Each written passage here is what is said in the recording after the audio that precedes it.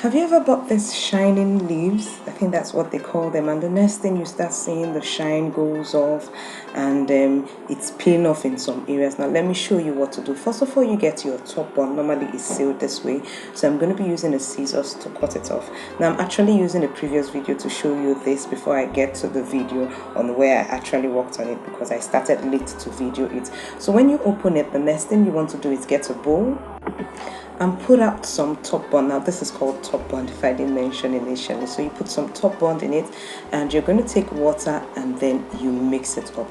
Ensure you mix it till you don't see any lump. It becomes smooth.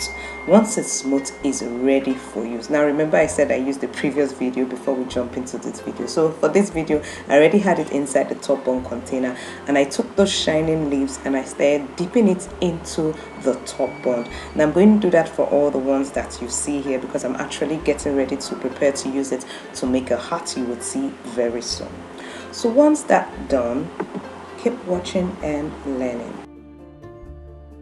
Once you're through with that, the next thing is to put it out in the sun to dry.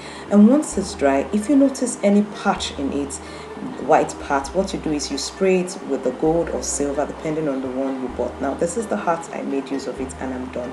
If you like this video, please do give me a thumbs up, and if you haven't subscribed, click the subscribe button and proceed to click the bell for notification of new videos when I upload them. Now if you want to know how I made this hat, you can click the video up